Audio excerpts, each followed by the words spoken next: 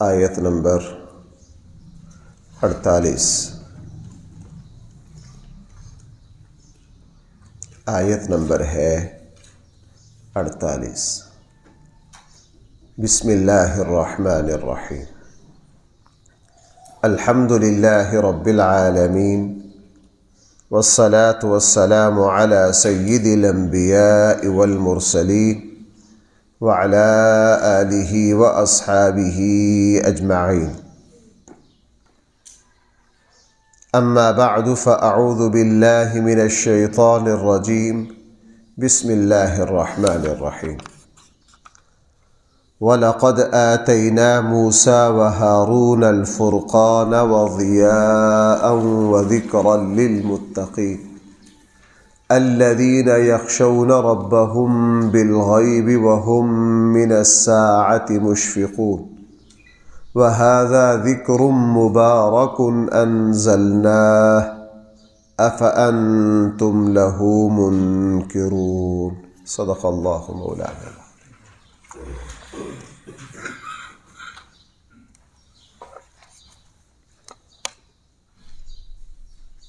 یہاں سے لے کر آگے تقریباً 2-2.5 رکوع تک مسلسل قرآن کریم نے بہت سارے انبیاء علیہم الصلاۃ کا تذکرہ کیا ہے اور ان نبیوں کا کچھ مختصر سا احوال ہمارے سامنے رکھا ہے۔ اسی وجہ سے اس سورت کو سورۃ الانبیاء کہتے ہیں۔ اس سورت کا نام ہی بھائی کیا ہے؟ سورۃ الانبیاء۔ قرآن کریم مجموعی طور پر انبیاء علیہم السلام کے ان واقعات سے یہاں جو بات سمجھانا چاہ رہا ہے، ایک تو رسول اللہ صلی اللہ علیہ وسلم کو تسلی دینا ہے۔ پیچھے یہ بات آئی تھی کہ ایک کافر بدبخت نے یہ کہا تھا کہ یہ جو نیا دین ایجاد کر رہے ہیں، ان کے دائیں بائیں جو چند لوگ جمع ہو گئے ہیں، توبہ نعوذ باللہ توبہ نعوذ باللہ، ان کے الفاظ میں کہ یہ جو شور شرابہ ہے یہ تو چند دن کا ہے۔ رسول اللہ صلی اللہ علیہ وسلم کی وفات کے بعد ہر چیز مٹ جانی۔ قرآن کریم نے رسول اللہ صلی اللہ علیہ وسلم کو اور آپ کے آنے والے ہر حق کے داعی کو یہ سکھایا کہ جو بندہ بھی سچائی کی دعوت لے کر اٹھتا ہے، حق بات کرتا ہے، اس کو تمام نبیوں کی طرح مخالفت کا سامنا کرنا پڑتا ہے۔ مثلا کل کے درس ابراہیم علیہ السلام کا پورے رکوع میں تذکر آئے گا۔ حضرت ابراہیم علیہ السلام کو کیسا رد عمل، کیسی مشکلات دیکھنی پڑی۔ اس کے بعد یہاں حضرت نوح کا، حضرت لوط کا تذکرہ ہے۔ ان سارے نبیوں کو اپنے اپنے علاقے چھوڑنے پڑے۔ اکثر نبیوں کو بھائی ہجرت کرنی پڑی ہے۔ اکثر نبیوں کو بھائی کیا کرنی پڑی ہے؟ ہجرت کرنی پڑی ہے۔ توبہ نعوذ باللہ تقریباً ہر نبی کو قتل کی توبہ نعوذ باللہ ضرور کوشش کی گئی ہے۔ ہمارے آقا صلی اللہ علیہ وسلم کو تو 8-10 بار توبہ نعوذ باللہ بدبختوں نے شہید کرنے کی کوشش کی۔ وہ تو اللہ تعالیٰ نے اپنے نبیوں کی حفاظت کی اور بہت سارے اللہ کے رسول اور نبی شہید بھی کر دیے گئے۔ قرآن میں ان کا تذکرہ ہے۔ اور دوسری بات یہاں یہ فرمائی گئی ہے کہ انبیاء علیہم السلام جو ہے، انہوں نے جب مشکلات سے واسطہ پڑا، نبیوں نے کسی کی کوئی پرواہ نہیں کی۔ وہ سمجھتے تھے کہ یہ دنیا کی مصائب اور مشکلات بہت عارضی ہیں۔ بھائی یہ دنیا کی مصیبتیں کیا ہیں؟ یہ ہم انسان جو سمجھتے ہیں کہ اوئے ہوئے پتہ نہیں کیا ہو جائے گا، زیادہ سے زیادہ موت تک ہے، زیادہ سے زیادہ موت تک ہے۔ اس لیے انبیاء علیہ السلام دنیا کی تکلیفوں کو اور دنیا کی پریشانیوں کو اہمیت نہیں دیتے۔ ان کو پتہ ہوتا ہے کہ یہ بہت وقتی ہیں، بہت عارضی ہے، بہت تھوڑی مدت کے لیے ہے۔ اس پورے 2-3 رکوع میں ایک یہ بات بھی ہمارے سامنے آئے گی۔ تیسری بات جو ان 3 رکوع میں ہمارے سامنے آئے گی کہ انبیاء علیہم السلام جب پریشانی اور مشکلات، آزمائش، امتحان، تکلیفیں اور کافروں کی طرف سے ظلم اور زیادتیوں کا شکار ہوئے تو انہوں نے صرف اور صرف اللہ کو پکارا۔ میں صرف اور صرف کس کو پکارا؟ اس صورت میں بطور خاص قرآن نے نبیوں کی پکار کا تذکرہ کیا ہے کہ انبیاء علیہم السلام اپنے اللہ کے سامنے فریاد رکھتے، اپنے اللہ کو پکارتے، اپنے اللہ سے مدد مانگتے۔ اور بھائی جو ہر حال میں اپنے اللہ سے مدد مانگنا سیکھ لیتا ہے، اللہ تعالیٰ اس کو کبھی بھی بے یار و مددگار نہیں چھوڑتے۔ اللہ تعالیٰ اس کو کبھی بھی بے یار و مددگار نہیں چھوڑتے۔ قرآن کریم میں فرمایا اللہ کی مدد پھر ایسے ایسے راستوں سے آتی ہے کہ انسان تصور ہی نہیں کر سکتا، انسان تصور ہی نہیں کر سکتا۔ اللہ کو پکارنے والا کبھی بھی بے یار و مددگار نہیں رہ سکتا۔ اللہ تعالیٰ اپنے بندوں کی مدد کرتے۔ اب یہاں قرآن کریم نے ارشاد فرمایا وَلَقَدْ آتَيْنَا مُوسَى وَهَارُونَ، یقیناً ہم نے عطا کی موسیٰ اور ہارون کو فرقان، نمبر 2 وضیاء روشنی، نمبر 3 وذکراً للمتقین اور نصیحت پرہیزگاروں کے لیے۔ حضرت موسیٰ علیہ السلام پر جو کتاب اتاری اور ہر نبی پر جو کتاب اتاری وہ کتاب فرقان تھی۔ فرقان کا لفظی معنی ہوتا ہے غلط اور صحیح میں فرق کرنے والی، حق اور باطل میں فرق کرنے والی، اچھائی اور برائی میں فرق۔ اس لیے قرآن کریم نے اپنا نام بھی تبارک الذی نزل الفرقان علی عبدہ، قرآن کا نام بھی فرقان ہے، تورات کا نام بھی بھائی کیا ہے؟ فرقان ہے۔ پورے قرآن کریم میں ایک سورت ہے جس سورت کا نام سورۃ الفرقان ہے۔ تو انبیاء علیہم السلام جو تعلیمات لے کر آتے ہیں، اللہ کی جو کتابیں آتی ہیں، وہ دوغلی سی بات نہیں کرتی، مبہم سی بات نہیں کرتی۔ اس لیے قرآن کریم میں جگہ جگہ آتا ہے مبینات۔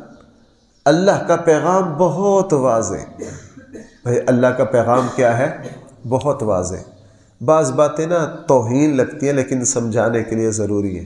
یہ بے شرم مرزا قادیانی کے جو الہامات ہیں نا، اس کی جو وحی ہے وہ ایک جلد میں چھپی ہوئی ہے، اس کا نام ہے تذکرہ۔ اس کا نام کیا ہے؟ تذکرہ۔ وہ اتنی موٹی ہے، پوری اس خبیث اوپر لکھا ہوا، اس کا عنوان بھی ہے الہامات، مکاشفات اور وحیات کا مقدس مجموعہ۔ آپ اس کو شروع سے لے کر آخر تک، اتنی موٹی ہے، میں نے تقریباً پیچھے 15-20 دن مسلسل اس کو دیکھا۔ نہ کسی الہام کا سر، نہ پاؤں، مبہم بات، بے تکی بات، قرآن کی آیت کو مروڑ کے ادھر ادھر۔ میں نے کہا دیکھو قرآن کریم اپنے بارے میں کہہ رہا ہے آیات مبینات، اتنی واضح رسول اللہ صلی اللہ علیہ وسلم پر اترنے والی کوئی وحی بھائی مبہم ہے؟ توبہ نعوذ باللہ من ذالک۔ موتیوں کی طرح صاف، بالکل واضح، چشمہ صافی۔ قرآن کریم جو کہنا چاہ رہا، اب دیکھنا جو پچھلی آیت ہے، اس میں کیا چیز چھپی ہوئی ہے۔ اس قرآن کو اللہ نے عظیم شان بخشی ہے، اور آپ اس سے ہٹ کر دوسرے لوگوں کے بابا گرو نانک کی چیزیں پڑھ لیجئے، فلاں کی پڑھ لیجئے، سمجھ ہی نہیں آتی کہ یہ کہنا کیا چاہ رہے ہیں۔ بہرحال فرمایا فرقان، ہم نے موسیٰ اور ہارون کو بھائی کیا عطا کیا؟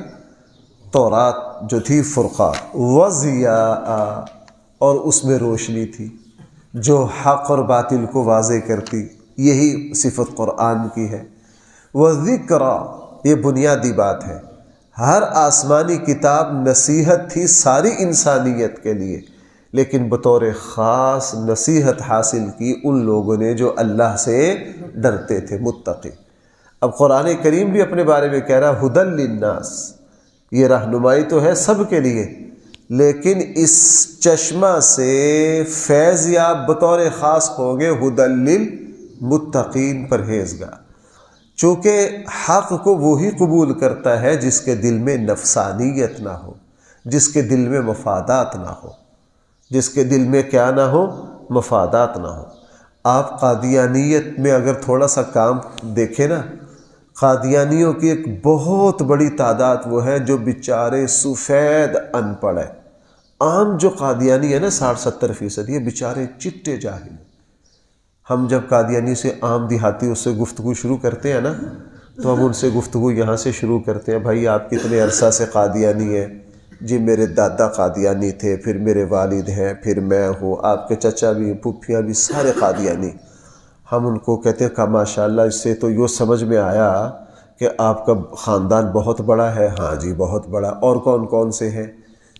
ساری بات ہم نرمی سے نکلوا کے پھر پوچھتے ہیں کہ اب تقریباً کتنا عرصہ ہو گیا آپ کو قادیانیت سے وابستہ ہوئے؟ کہنے لگے جی 70 سال ہو گئے، 80 سال ہو گئے، 50 سال ہو گئے۔ ہم پھر ان سے پوچھتے ہیں کہ آپ نے کوئی مرزا صاحب کی کوئی کتاب پڑھی ہے؟ کہتے ہیں نہیں۔ پھر پوچھتے ہیں کوئی دیکھی ہے؟ نہیں۔ آپ کے پاس کوئی ہے؟ نہیں۔ پھر میری بات سمجھ پا رہے ہیں؟ یہ 60-70% وہ ہیں جو بیچارے چٹے ان پڑھ ہیں، ان کو کوئی پتہ نہیں۔ ہاں مجھے کم سے کم 10 سے 15 ایسے لوگوں کے پاس بیٹھنے کا اتفاق ہوا ہے، ان کو سب کچھ پتہ ہوتا ہے۔ میں اصل مرض کر رہا ہوں ذکریٰ للمتقین پر، ان کو سب کچھ کیا ہوتا ہے؟ پتہ۔ اچھے خاصے پڑھے لکھے، مجھے بعض ایسے بھی ملے جو حافظ بھی تھے۔ شروع میں وہ بھولے بنے، جب 2-4 دن گفتگو ہوئی نا، ان کو پتہ چلا کہ اندر سے ان کو مرزا کے سارے فراڈ اور ساری بے ایمانیوں کا پتہ ہے۔ پھر قادیانی کیوں ہے؟ خود غرضی میں، مفادات میں، لالچ میں۔ یہ بات یہاں سے نکلی، میں کہہ رہا تھا ذکریٰ للمتقین، قرآن کریم نصیحت ہے کن لوگوں کے لیے؟ ہاں جس کے دل میں اللہ کا ڈر ہوگا، جو برائی سے بچنا چاہے گا، جس کا دل صاف ہوگا، جس کا دل مفاد پرست اور خود غرض اور دنیا کا پجاری نہیں ہوگا، جو ہمیشہ اپنے مفاد کو ترجیح نہیں دے گا۔ واقعتاً قرآن کریم ذکریٰ للمتقین۔ اب یہ متقی لوگ کون ہیں؟ قرآن کریم پورے قرآن میں متقیوں کی صفات بیان کرتا ہے۔ اس لیے بھائی شاید آپ جمعے میں دعا میں ایک جملہ عرض، آپ حضرات بھی اس کو اپنی دعاؤں کا حصہ بنا لیجئے۔ اے اللہ، ایمان والوں کی جو اوصاف آپ نے قرآن میں بیان کی ہے وہ ہم سب میں پیدا فرما۔ اصل قرآن نے، مقصد ہی قرآن کا وہ اوصاف پیدا، پورے قرآن میں اللہ کے نیک بندوں کی، پرہیزگاروں کی، ایمان والوں کی، متقیوں کی صفات بکھری ہوئی ہیں۔ مثلا یہاں ان کی 2 صفتیں ذکر کی۔ یہ متقی کون ہے؟ میں یوں بھی کہہ سکتا ہوں، ہم اپنے آپ کو تھوڑا سا پرکھ بھی سکتے ہیں کہ آیا ہمارے اندر بھی کوئی تقویٰ کے کوئی ذرات ہیں یا نہیں۔ ان کی پہلی صفت یہ ہے الذین یخشون ربہم بالغیب، وہ اپنے رب کو بن دیکھے ہی ڈرتے۔ انہوں نے اپنے اللہ کو دیکھا نہیں ہے، لیکن دیکھی ہوئی چیزوں سے بھی زیادہ ڈرتے۔ بھائی انہوں نے اپنے اللہ کو دیکھا نہیں ہے، لیکن جو چیزیں آنکھوں سے نظر آ رہی ہیں ان سے بھی زیادہ ڈرتے۔ ان کے دل میں اپنے اللہ کا ایسا ادب ہے، اپنے رب کی ایسی عظمت ہے، اپنے اللہ کا ایسا احترام ہے کہ اگر کبھی ان سے کوئی بھول چوک ہو جائے تو اس سوچ سے، اس فکر مندی سے وہ کانپ جاتے ہیں کہ کبھی میرا اللہ مجھ سے ناراض نہ ہو جائے۔ آپ حضرات کو پتہ ہے صحابہ اکرام سے غلطیاں ہوئیں، انہوں نے اپنے آپ کو مسجد کے ستون سے باندھ دیا۔ ہم تو آج غلطی نہیں نا مان کر دیتے۔ حضرت ابو لبابہ سے کیا ہو گئی؟ غلطی ہو گئی، اپنے آپ کو مسجد نبوی کے ستون سے باندھ دیا۔ اپنے آپ کو مسجد نبوی کے ستون سے باندھ دیا، چونکہ ان کے دلوں میں خوف، ڈر، اگر کبھی غلطی ہو گئی. اس لیے ہمارے اسلاف کے ایسے ایسے واقعات ہیں. یہ واقعہ کئی بزرگوں کے بارے میں مشہور ہے، امام ضیاء الدین کے بارے میں، امام بخاری کے بارے میں، بہت سارے بزرگوں کے بارے میں، کہ جب ان کو اچانک کسی نے اللہ کا حوالہ دیا. امام ضیاء الدین کے بارے میں آتا ہے، امام ضیاء الدین رحمہ اللہ اپنے غلام کو کسی غلطی پر غصے میں آ گئے، اس کو مارنے کے لیے ہاتھ اٹھایا. اس نے فوراً کہا اللہ سے ڈریے، مجھے نہ مارے. کس سے ڈریے؟ اللہ سے. وہی کانپ گئے اور ایسی خوف طاری ہوا کہ چہرے کی رنگت بدل گئی کہ اس نے مجھے کس ذات کا حوالہ دیا، اس نے مجھے کس ذات کا حوالہ دیا. اسی لیے رسول اللہ صلی اللہ علیہ وسلم کے بارے میں آتا، جب اذان ہوتی تو آپ علیہ الصلاۃ والسلام، حضرت عائشہ فرماتی ہمارے ساتھ بیٹھے ہوتے، دنیاوی میاں بیوی کی بے تکلفی بھی ہوتی. اچانک اذان ہوتی تو اللہ کے نبی ہمارے درمیان سے یوں اٹھ کر چلے جاتے جیسے ہمیں جانتے ہی نہیں، جیسے ہمیں، یعنی اذان میں اللہ کی کبریائی کی ایسی عظمت دل پر آتی. اذان کے جو الفاظ ہیں ان میں جو اللہ کی الوہیت اور کبریائی بیان کی ہے وہ اس طرح دل پر آتی. تو فرمایا متقی وہ ہیں الذین یخشون ربہم بالغیب، جو ڈرتے ہیں اپنے رب سے بن دیکھے. اور اللہ بھائی اپنے بندوں سے اس بات پر بہت خوش ہوتے ہیں. صحابہ فرشتوں میں فخر کرتے ہیں. صحیح احادیث میں ہے کہ اللہ تعالیٰ فرشتوں سے شب قدر کے بارے میں بھی آتا ہے. شب قدر کی جو احادیث ہیں ان میں بھی اس کا ذکر ہے. شب قدر میں جب اللہ کے بندے عبادت کر رہے ہوتے ہیں نا، مغفرت کی دعائیں مانگتے رہتے ہیں، اللہ تعالیٰ اپنے فرشتوں سے پوچھتے ہیں یار یہ کیا چاہتے ہیں؟ فرشتے بتاتے ہیں میرے رب یہ آپ سے یہ چاہتے ہیں. اس میں ایک لفظ یہ بھی اللہ تعالیٰ فرشتوں سے پوچھتے ہیں کیا انہوں نے مجھے دیکھ رکھا ہے؟ وہ کہتے ہیں جی انہوں نے آپ کو دیکھا تو نہیں ہے. یہ بغیر دیکھے ہی ڈرتے ہیں جی، یہ اگر یہ مجھے دیکھ لیں تو اللہ یہ اور ڈریں گے آپ سے. اللہ اس پر پھر بڑے خوش ہوتے ہیں. اسی لیے سورہ بقرہ کے شروع میں وہاں جو ایمان والوں کی، پرہیزگاروں کی صفات ہے، وہاں بھی کیا یؤمنون بالغیب.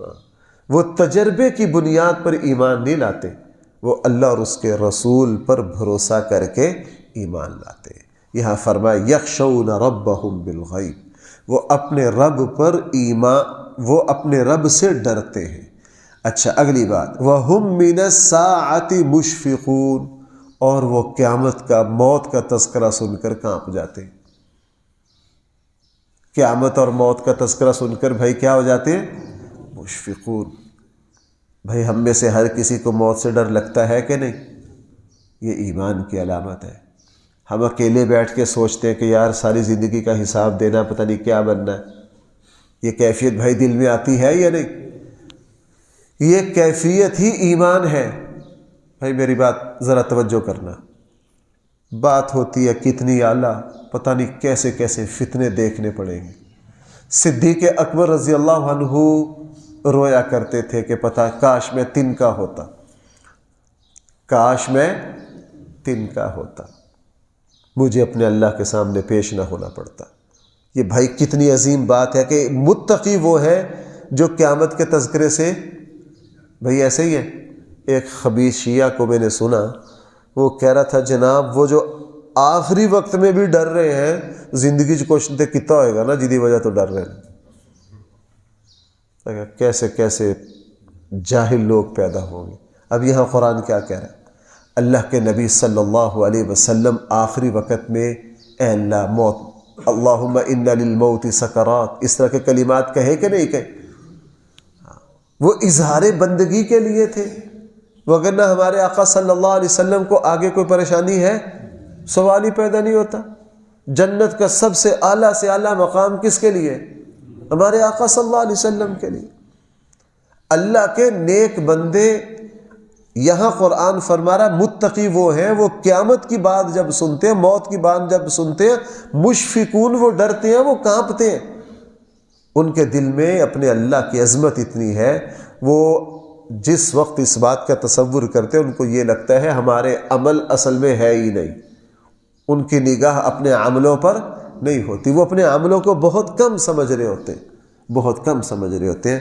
اس لیے میں نے ایسے بہت سے بزرگوں کے، اللہ کے نیک بندوں کے حالات دیکھے، جب آخری وقت آیا تو وہ خوف سے اللہ کے سامنے رو پڑے، خوف سے اللہ کے سامنے۔